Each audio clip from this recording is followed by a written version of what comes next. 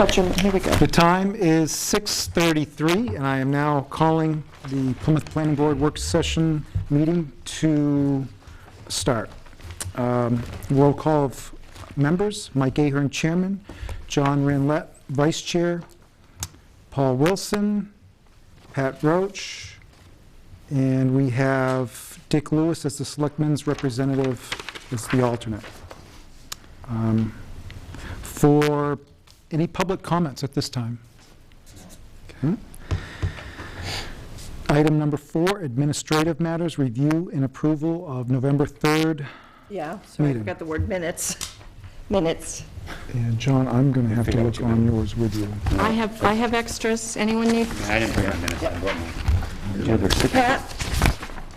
Thank you. Okay. I got some of the pages. That's okay. All right, anything on page 1?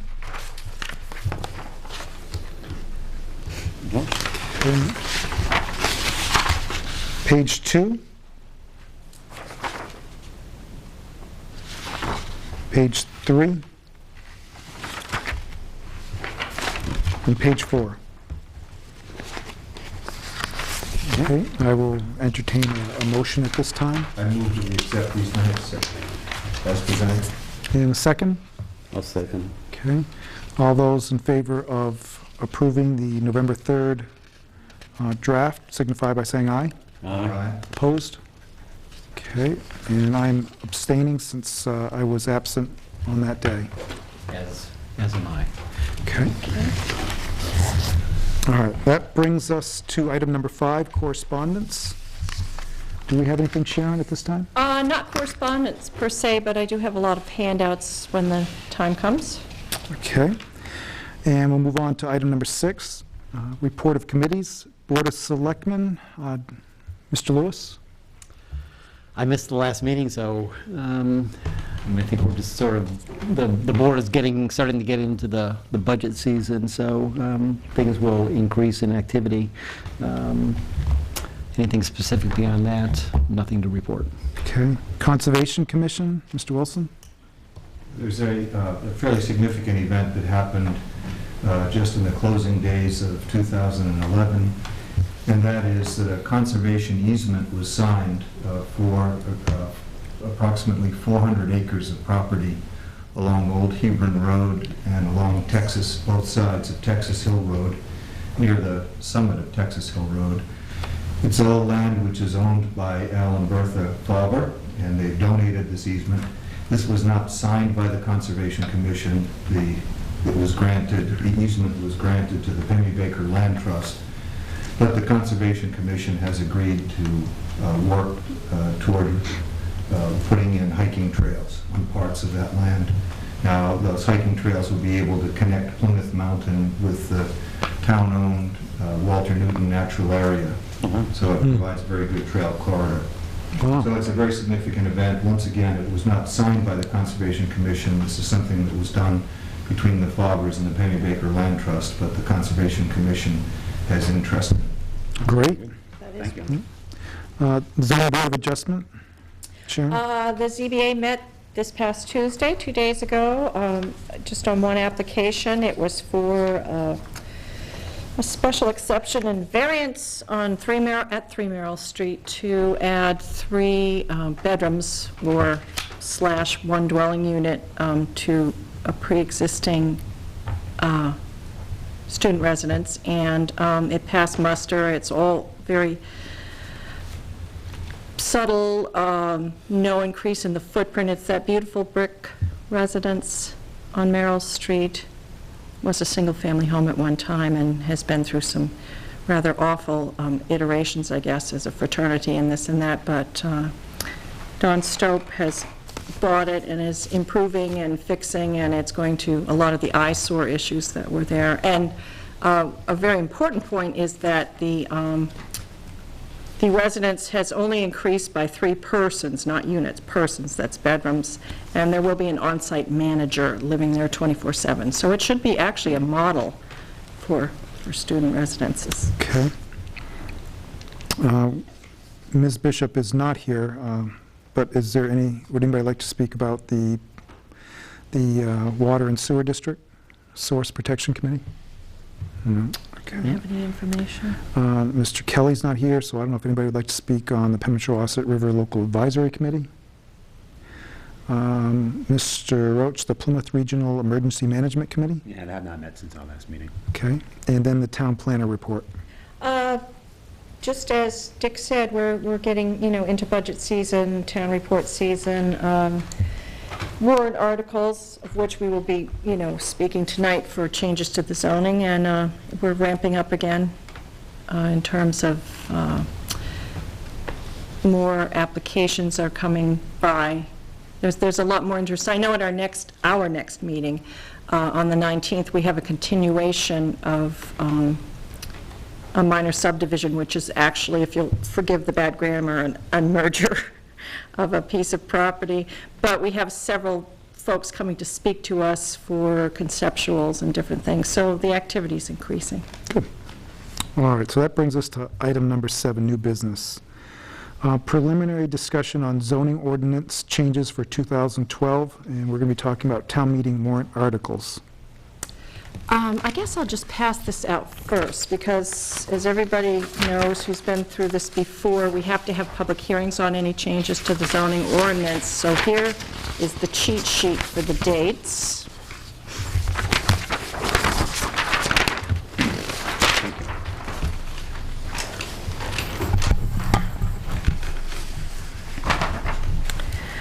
Today is the 5th, and the last opportunity we have to hold our first public hearing, presuming that, we don't know yet if we need to. We're allowed to, if it requires that kind of discussion, if the changes are that huge. But anyway, we haven't until from now, or tomorrow, through until January 24th to schedule a meeting. So we'll have to do that as a point of business before we adjourn tonight.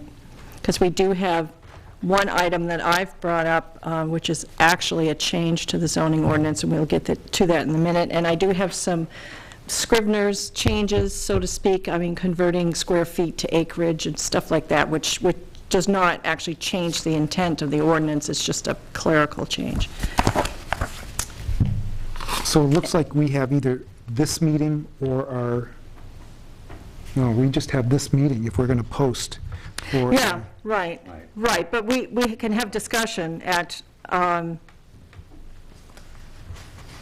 meeting on anything. I had emailed folks prior to this and mentioned this somewhat prior before to see if anyone felt there were huge burning issues to speak to. I know that we are going to convene our floodplain subcommittee, so that's something perhaps we can anticipate the outcome of that committee for next year's, for the 2013 meeting. And also, we are charged with our 5-year update on the master plan. So I've been a little conservative about proposed changes to the zoning ordinance, because I think we really need to get through our master plan update first and see where we are in terms of our report card to ourselves, and also the outcome of the floodplain subcommittee, and then we'll have some, substantial categories to look at for changes for next year, Right. 2013. That's my take on it. This is an open forum for discussion, so I don't know if anybody has anything they really want to see, but we do have that one item. Do you want to go over that now? Sure, I don't see why not. If you'd like, I can give a little background on it. Sure. This is from page 11 of the zoning ordinance, which is part of the definitions. And it's the item which reads student residence. Let me just read the text. Student residence shall include dormitories, including social rooms and limited kitchen facilities, sororities, fraternities, residences for nurses, and medical interns operated in conjunction with another institutional use, such as that for educational purposes or health purposes. Brian Murphy, the zoning officer, and I had looked at this, and it's our opinion that this is somewhat obsolete. This looks like it's come through from years before. As we all know, the university is exempt from site plan review or zoning ordinances by statute. So what they're doing in terms of building residences and such, you know, they have to adhere to code and life safety, building codes and life safety codes and BMPs. But there have been situations where this definition has been somewhat misconstrued in terms of development by parties not totally associated with the university. So Brian and I just thought, and certainly want the board's opinion, that perhaps this is archaic and should just disappear. We do have quite a few other terms to cover residential housing. I mean, we have rooming houses, we have duplexes, we have multi-unit this and that. It's just, I don't know. I'll get some feedback on this. But, I mean, we don't have a nursing school. We don't Just get rid of it completely, or just change the wording of it? get rid of the term. Excuse me, I'd like to... Go ahead, Mr. Wilson. Certainly. Yeah, just to correct you on that matter, there was a school of nursing that was created and started this fall, the fall of 2011. Oh, at Plymouth really? State. I didn't know that. Absolutely, yes. Oh, okay. Yeah, Oh, there are well, thank you. approximately 90 students who started in the program. Oh, I didn't know that. Well, that's great. Would Okay. that have any impact on the definition that we're looking to remove then? Do you know where they're housed? Just They're a, housed like with the general population. just a general population. I mean, in my experience, and I don't have the institutional memory that a lot of folks who live in Plymouth do, but this, to me, looks like what was created way back, you know, way, Before we- several decades, you know, in the 20s or something. And since then, we've come up with a lot of zoning regulations that, No, Brian and I Handle a lot just of thought that it's a bit of a, frankly, it's a bit of a loophole for converting single-family, multifamily dwellings to student residences, whereas you have that opportunity already. It's redundant and it's a bit archaic, but that's our opinion, so it's just out there for discussion. yes, Mr. Roach? I see that student resident is permitted in the commercial industrial zone, so it's part of the uses, and that's if we eliminated that. That's civic institutional, I Oh, civic think, institutional, yeah. okay, sorry. Yeah, yeah, no, that's okay. So, do we have a civic institutional zone, or is that?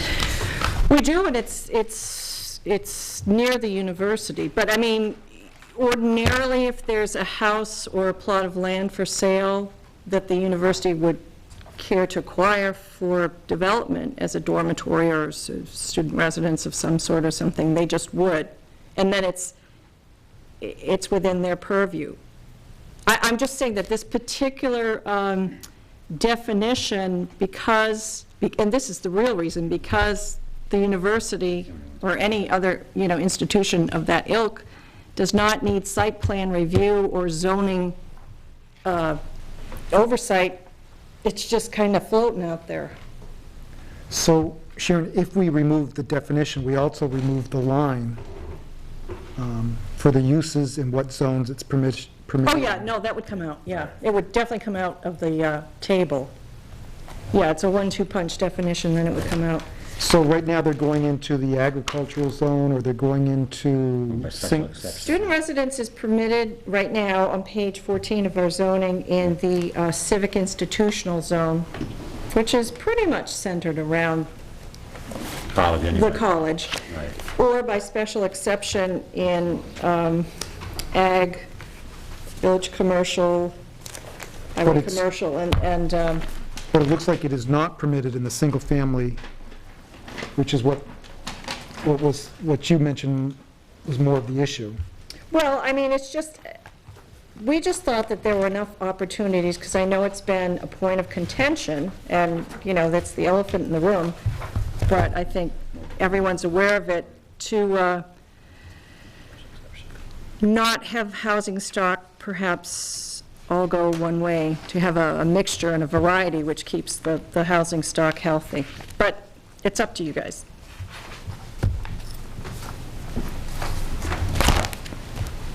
I mean, if something you want to, Dick, do you want to weigh in on that? I mean, it seems that if the intent of that definition is purely a residence owned and operated, built, managed, controlled by the university, then there is the whole issue of they're not subject to zoning. Well, all that's those- my take all those on it, other right. things. You know, if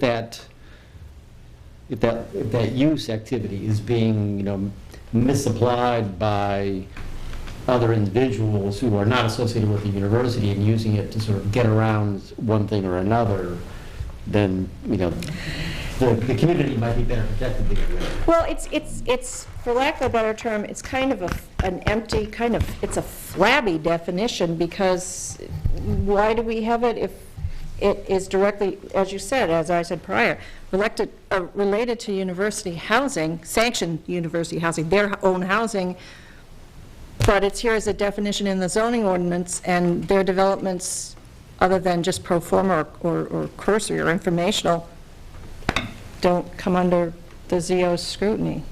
I have We a just question. thought it was kind of a loose end. Mr. Roach? Does anybody ever apply for special exception using that term? Have we seen that?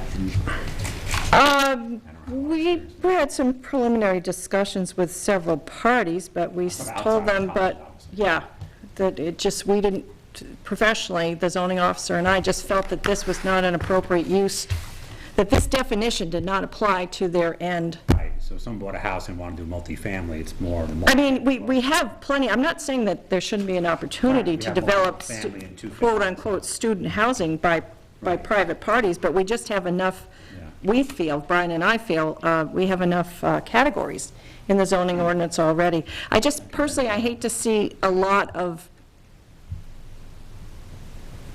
dusty, leftover loose ends in zoning ordinances, because they're hard enough to interpret as it is, so that's out there. So what I think what we're talking about is someone taking a single-family house outside of the Or building, or whatever. building, outside of the single-family zone or multifamily zone, and converting it to apartments for students. That's Or what's building. been happening. Or building. Well, historically in Plymouth, it's conversion. But they can still do it even if we take out this definition. It's still not Oh, going to yeah, prevent it's them. just under this particular definition, which says, shall include student residences, shall include dormitories, et cetera, sororities, fraternities, residences for nurses, I mean, sororities, fraternities,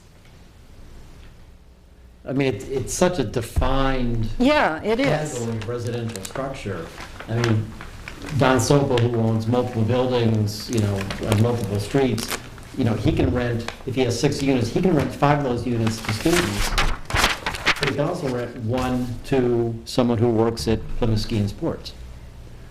I think under this definition, the person, if it was classified as a student residence, the person who worked at Plymouth Ski and Sports wouldn't be able to live there. Right, so it's Well, more, there's that aspect Because it's too. not a student. Right. It just, like I said, it just seems kind of archaic and almost unnecessary. not appropriate to what we're dealing with now. But there again, last time, that is my take on it, so I don't know. I'm going to allow someone from the public to speak on this. Mr. Miller? I think it would help that term came in when they first started zoning in 1961. Since then, the university or college has changed to university, and what really is defining our definitions now of use structures is the international building codes and the fire codes. So they wouldn't use this term in those codes. They would use dormitory, multifamily, so it is an archaic term. And now the things that we hold to the International Building Code and the applicant's response to provide certain configurations of the building, the rooms, and so on, will be through those 2 codes, which now we subscribe to. And they have a definition list in those 2 units, those 2 reference things. And I think our other definitions of multi-occupants and buildings conforms to that. And so I think that you might want to review those two, the International Building Code definition and the Fire Code definition of occupied use of structure by residential type. There's a listing. And if we stay within that, then when an applicant comes in, they would be complying with our uses of residential uses of buildings that would comply with the International Building Code, and will also be in compliance with the Fire Code. Which is what we do have in place. Would you know offhand, Frank, if dormitory, that terminology exists separately? Yeah. It's Chapter 43 in the Fire Codes and Chapter 34 in the International Okay. Building Codes, unless it's a new structure. But those are the two chapters, and now 2 years ago, they finally coordinated the Fire Code update with the International Building Code update, so there wasn't a conflict. Right. So now they both have the same thing, and they have a list of definitions of dormitory, hotel, motel, single family, all that kind of stuff. Right. And our other, like you were saying, our other descriptions of residential occupied structures more or less fits those definitions that are contained in the International Building Code and the Fire Code. So to label it, that's like saying, senior temporary stop by for the weekend housing. That's just a label. They're interested in the type of structure, how many people are in there, is it a safe unit, does it meet these codes and standards? So it would have the names that we have on our normal inventory of definitions of residential use. So currently in our zone. So, go ahead. I was just going to say that the definition of rooming house, living accommodations without individual kitchen facilities, blah, blah, blah, blah, blah. I mean, rooming house gives the opportunity for the same kind of residents, other than categorically, just students, as student residence does. So nobody's getting left out in the cold in terms of opportunity, because we do have rooming house, which is very similar to the nut that is student residence, except, and this is the crucial part, that it's not connected to the educational institution. A rooming house is usually privately owned or whatever. Right. So once again, it's kind of it's extra, I think. And the university is covered directly, if you look under the authority act for the university for housing. Mm-hmm. Their supervision for their thing, it comes from the state fire marshal.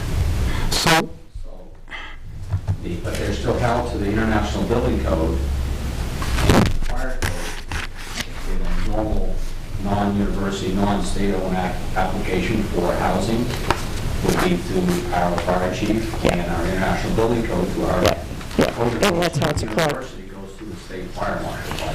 but if our zoning ordinance is more restrictive, then this would take, this, and I'm not sure whether the way that it's worded, if we remove it, whether they could, if the fire code would allow it, whether they could put a dorm in the single-family section of town or a multifamily, which they can't. That would be a function of the zoning Yeah. versus the structure of the residence itself. In other words, you're talking about them placing another type of use in a different zone. And the International Building Code and the fire chief and the state fire marshal isn't here to determine zones, they're determining the safety of the occupied structure. So, rooming house is special exception all the way across the board, so that brings all the criteria into play, whether someone's building one or they're converting an existing building in any zone to it.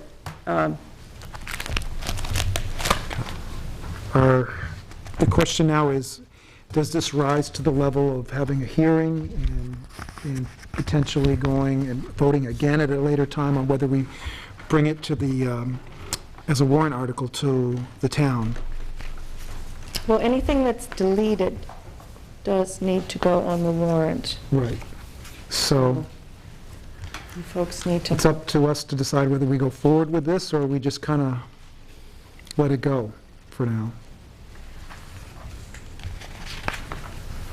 I'm in agreement with Sharon that, I think anytime you can kind of clean up, some of this old outdated language, you're best off doing that, because sometimes you might not think it's going to come back and bite you, but sometimes it does, so. I'd say, I think the intent of student residence is covered either by two-family dwellings or by multifamily dwellings, and I think there's enough overlap. or by rooming house, yeah. So I think there's plenty of coverage and protection for the community. Okay. I mean, we're not looking to disenfranchise anybody on an opportunity. It's just that it's an odd duck at this point, I think. So, All right. Any other comments before we, no? Then I will entertain a motion if someone would like to bring one forward. And if there isn't, then we'll move on to the next item. I'd make a motion to schedule a public hearing for the next meeting of the board to consider the deletion of student residence from both the use table and the definition. Okay. Is there a second? I second. Mr. Roach seconds it? thank Okay. you. All those in favor of holding a Public hearing. public hearing signify on that proposed change and deletion, signify by saying aye. Aye. Opposed? Okay. Thank you. Do we want to, since we're in this vein, do we want to schedule a meeting? I've got a calendar, actually. Could we schedule it for our next hearing. meeting this month? Oh, our agenda on the 19th is really packed with a lot of discussion items and people coming to speak, not so much an application. I hate to have us do a lot of meetings, but 'tis the season. Isn't our last day to hold this first public hearing on the 24th of Yeah, January? so that's the outside. So we're at the 5th now, and we only have one more meeting in January before we miss the, Right, unless we had something brief next week. Do you think it's going to, I think we're going to, I can't imagine it's going to. No, it's pro forma, it's pro forma. We just have to have a public Right. hearing so the public can discuss it. I So, I mean, that's, think we can get through it pretty quick, I'm guessing. So we schedule it for our third Thursday, I would think. okay, no, that's fine. And we post I it told you before so. the 13th. We'll just, maybe we can take the agenda items slightly out of order to get that Get this done first. quick? So if anyone is here Okay, from the public, they won't have to sit through. okay. Okay. So that's the only item for potential warrant article.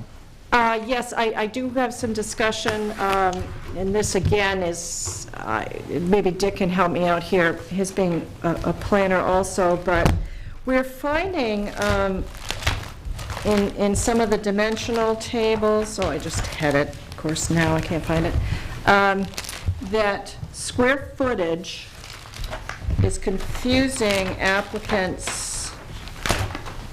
It would be page 17. Because most lots are given in acreage.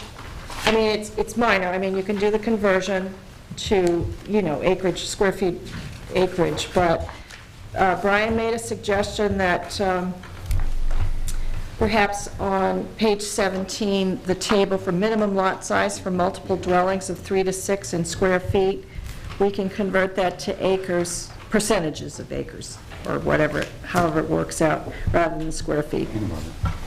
Isn't that just kind of like a housekeeping thing? It's housekeeping, but I wanted to have the discussion Oh, yeah. here, so I could, if the board decided that was kosher, we could get a vote and proceed, and I could get authorization to do it. Because it's just, I mean, it's not huge, but it's a change. Yeah, I wouldn't, I certainly wouldn't think that would rise to the level of a public hearing. No. I just- No, it wouldn't be on the warrant, but I just wanted your feedback on if you thought it would. I have a question. Sure. Yes. Are you proposing that we strike the square footage and replace it with acreage, or simply add another column, which would Well, that's a leave- really good leave the idea. square feet That's a and, great idea. and the Sure. fractions mean, of acres? Yeah, that's a very good idea. Thank you for that. Not an either-or situation. It's surprising a lot of folks don't know how many square feet are in an acre, so gotta go research the, I'm looking at 3 units, you know, the additional in the multifamily residential zone, you need an additional 46,060 square feet, which is 1.0 Yeah, I know. something. I know, I know. But It's it's certainly not a round just, number. this is to help the applicant so they can look at the zoning and say, oh, I really do, or I really don't, or it's a squeaker, or, you know, it's. I wonder if it's, if you get into the 1.2 or 0.9 and all that, whether sometimes you're photocopying and you miss the point, and 43,560, am I right? 43,560, yep. I wouldn't mind adding another column. But I don't see the necessary, but All it's these just, numbers are greater than an acre. Everything here is greater than 1 acre. right. And, I mean, I guess I just might also add, I mean, maybe as part of the master plan process, or just that next step in, you know, looking at Make the stuff zoning more ordinance. user-friendly. Well, maybe we might want to think about round numbers, you know, either 3/4 or an acre or a half or something. I mean, these are pretty odd. Yeah, I want, see, and I don't know where these numbers came from, but it's like 46,060. I mean, I'm sure there's a rationale, but, State's water supply pollution control configuration calculations. yeah, they probably do because it's septic, it's a state, I mean, it's a municipal septic, but anyway, you know how these documents are. You could spend your entire life getting it perfect. All right, so let's, Want to table that? yeah. Okay, that's Well, fine. that's my, from the discussion here. I mean, I don't have a problem in just adding another, you know, just going, you know, 46060 slash, you know, in brackets or. There you go. Going 2 decimal Beautiful. places? Yeah, Yeah. Yep. Okay, all right. Okay. beautiful. All right, let's go to item number 2, preliminary discussion. Do we want to, no, we don't need a motion. You just, that was a consensus, I guess. Preliminary discussion on the convening of Planning Board Floodplain Subcommittee. So Sharon, do you want to say anything before we, Sure. Well, and I'm the one that knows the least because of the institutional memory, but I understand that this board has looked into the possibility of convening a subcommittee to look at kind of shape our floodplain regulations are in, and I don't think we have too many. Also, the fact that you know, a lot of the commercial development out on Tenny Mountain Highway has adhered to the fact that the highway itself is used as a divider.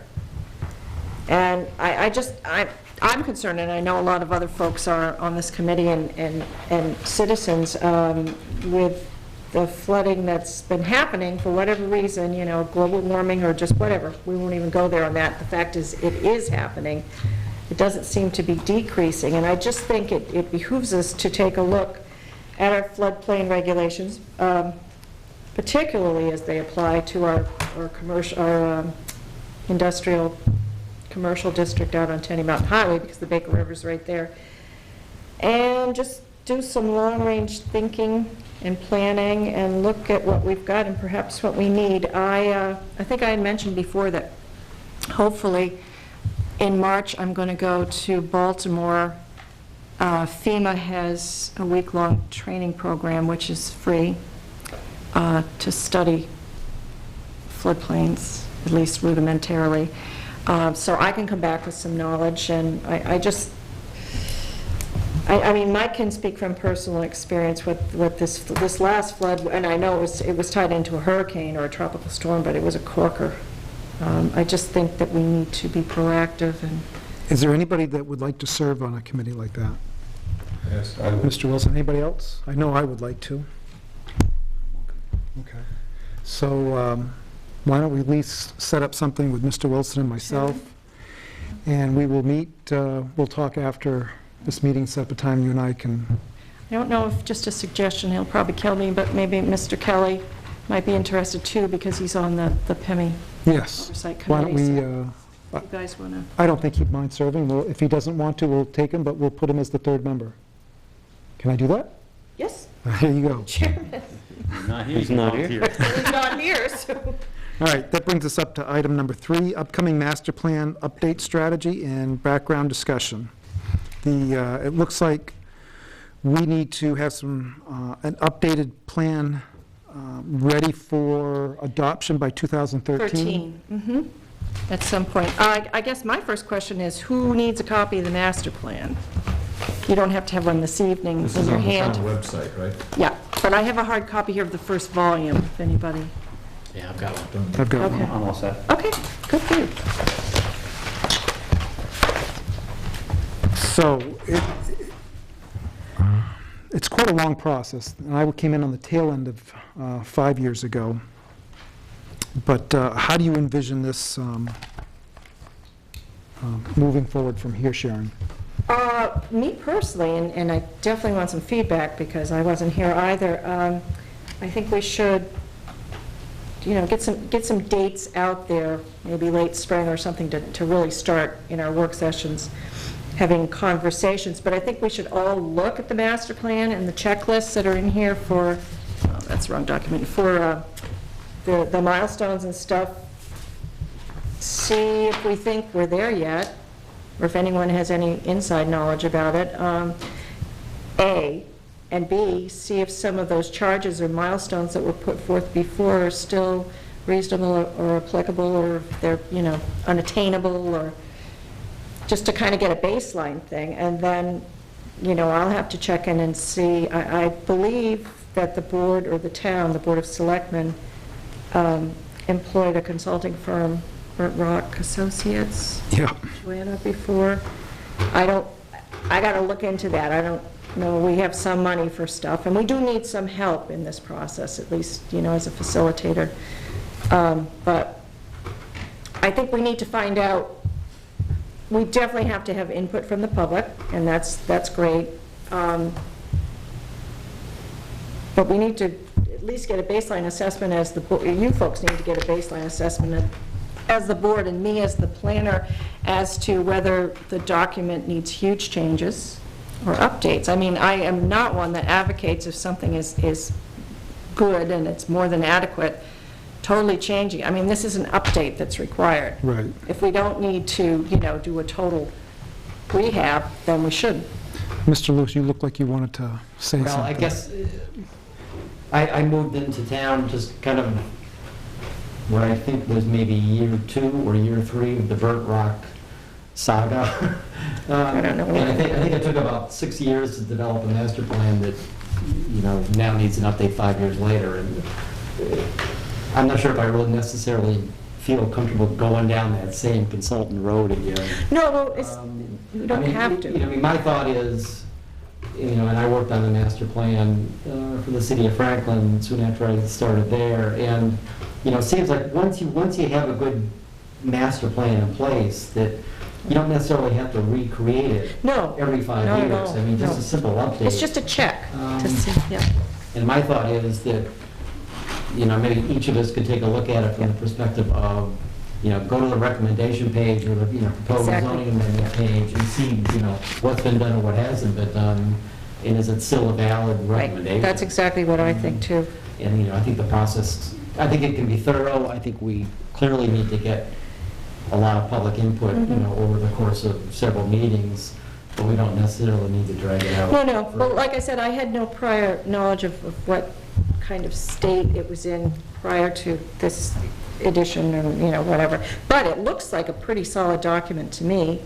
And, you've facilitated, I've facilitated discussions, so I think we can hopefully do a lot by ourselves. But everybody does actually have to read it and mark it up, so.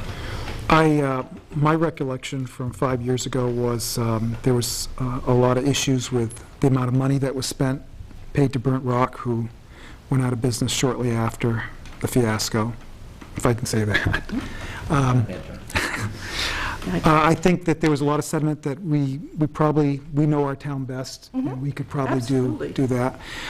There was the sentiment that if we could make it a more simple document, easier to read. There's a lot of charts from a lot of research that had gone on over the last 10 years that if there's new research that we could replace a lot of that information, that's great. Update it as much as we can. Take out some things that maybe aren't necessary in a master plan. I think very easily we could do it on our own and get a lot of input early on from the public rather than springing a lot of changes on them, especially the land use portion later in the process. So I kind of think back to, I believe it was a warm, hot summer day, a meeting over at the middle, at the school, not the high school, but the elementary, middle school, in the gymnasium. And I thought Burt Rock was going to get run out of town on a rail. I mean, they were skewered pretty badly at that meeting, and there may have been some good justification for some of it. Well, they were from a different state and didn't even know our own RSAs, so. Oh, see, I had no idea. All I saw was the name, so I've learned something. Well, that's good, yeah. I mean, as long as we get it rigged up for next January, and not to give us too many loopholes, but, I mean, statutorily, there's a little wiggle room, but we shouldn't put off for later what we can accomplish today, because there's always a lot of stuff to do. I think that if you and I communicate over the next few weeks, we can start working our way backwards and see where we really need to start and put together some sort of timeline, and then after we've got that timeline, put together a committee and start going from there. So, all right, so if we're moving on to item number 8, unfinished and other business. I guess that's where I just pass out all this wonderful paper, but it is actually pretty good stuff, so nobody needs a master plan. I did print out the corridor plan. I know Rhonda wanted one, she's not here. Pemmy corridor plan? No? That's the newest. This is the most recent, yeah, it's the most recent, but they're updating it now. This Okay. is what was here before. Okay, all right, they're free. Here is your schedule for this year, our planning board meetings, and I believe Mary has that online. Oh, gosh. Legislative updates. This was from the New Hampshire Planning Association, their legislative liaison, and it's sort of a compilation of some of the major stuff that the legislature passed this year. I've attached a new RSA to the back, and that deals with expansion, I guess you could say, of timeframes on subdivision approval timeframes and substantial development and stuff of that ilk. So we need to be aware of that. All right. And if you have nothing better to do, this is some great info from the Newfoundland Lake Region Association, but it's fact sheets. I make no bones about the fact that I hate erosion, and I think we need to look at topography when we're developing, and these are just some guidelines for buffers along waterways and what steep slopes do and how much havoc they can wreak when they're taken apart. Ooh, I like that one, riparian buffers. And I think, let me just double check, I have so much page here, I think that's it. All right, that brings us to item number 9, public comments. Mr. Miller. As far as, I'm very interested in the master plan update. I was on the committee on the original master plan. Oh, good. A couple hundred years ago. Yeah. Anyway, not only do we need a master plan update and review, but I think we need this zoning ordinance booklet update.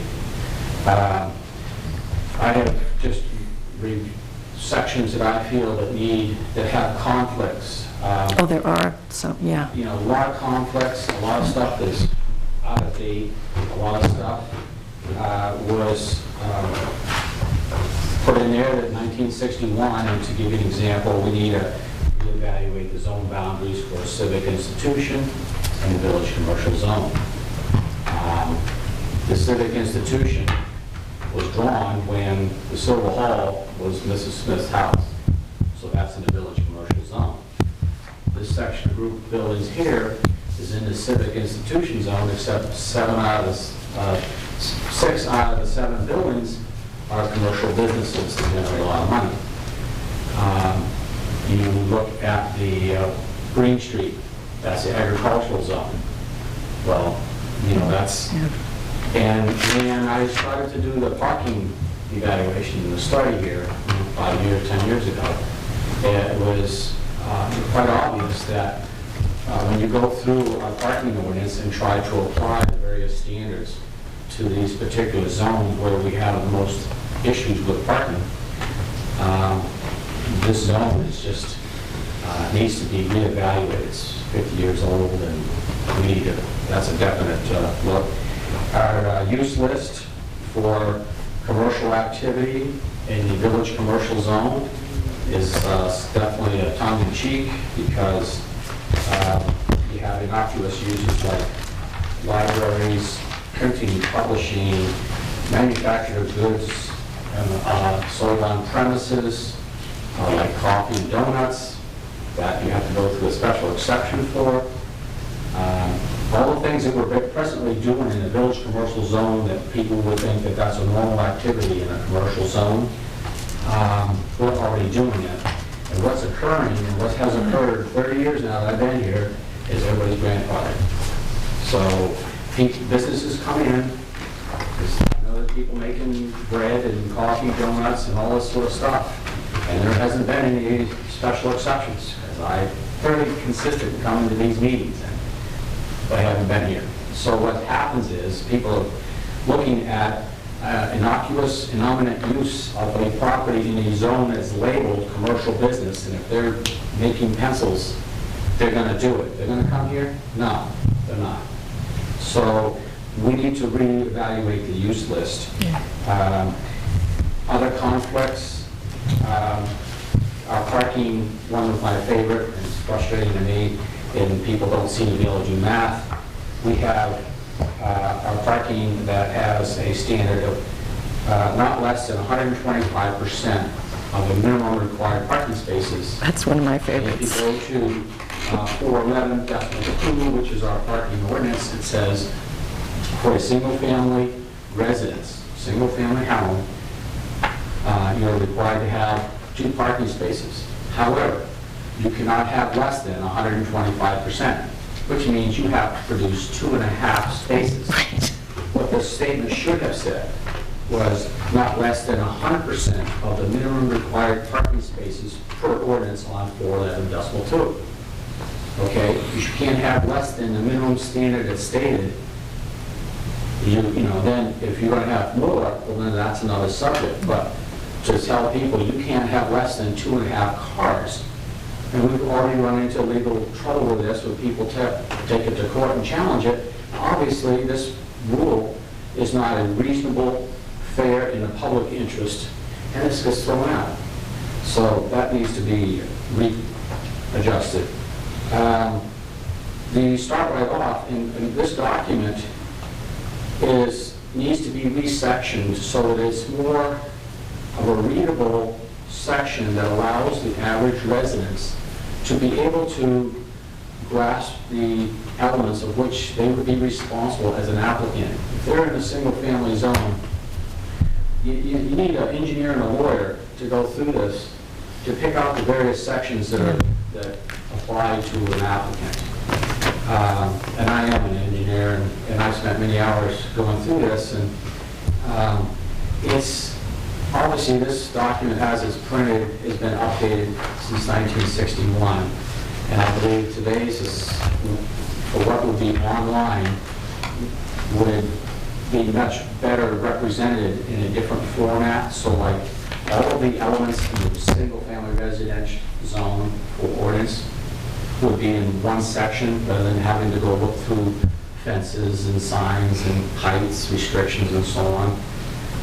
So that a person doesn't have to go through the various elements and get tripped up by other sections that they aren't aware of.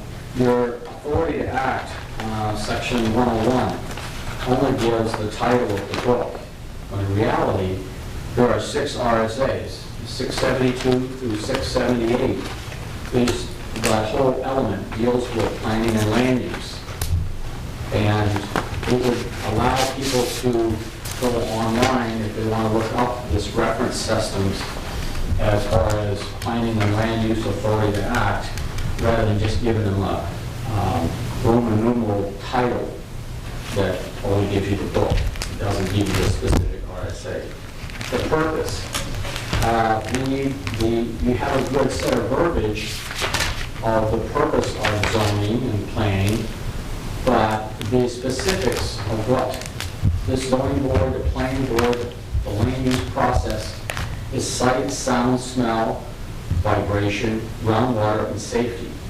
Those are the 6 items that we mitigate through this process.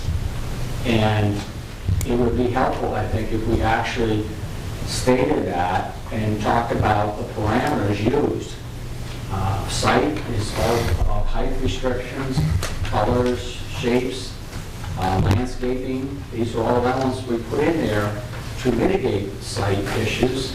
Sounds, we have decibel level limitations, but there are other things that we need to expand on so that the residents, the people who try to comply with these, would be able to understand what their ability is to try to comply with and try to do, rather than feel that the planning board is just giving them a book page paragraph reference to a number that doesn't mean anything to them. And again, if we could get compliance issues on erosion control, obviously the DES printed a non-point pollution booklet in which they showed the average homeowner what they could do in pictures, no less, because us engineers can get into really technical details and flow rates and velocities and volumes and all this that the average person doesn't understand. But they came out with a booklet that put it into pictures of what the average homeowner can do about groundwater quality and erosion control. And so if we start looking at how we can allow the residents to comply by simple means, then when they come here for an application, they realize, you, the members of the planning board, what you are obligated to look at by town ordinance, what they would be responsible for addressing. And you would have, I think, a better compliance issue rather than people trying to skirt our zoning ordinance because there are frustrations with the existing system. So I would, if you get into this master plan update process, I would be interested, like, as a civilian citizen. But there are quite a few things that I think need to be systematically addressed. Some are just errors, some are complex, some are outdated, and can't be done now. It'll take a full year to get through it. Thank you, Mr. Miller. A lot of good points there. I think the town would be awfully lucky to have you serve on that master plan committee when the time comes, I would think. So that brings us to item number 10. To make a motion, we adjourn. Okay, is there a second? All those in favor signify by saying aye. Aye. Aye. All right. All right, We'll meet for a couple minutes about the, thank you. great. Meeting's adjourned at 7:28.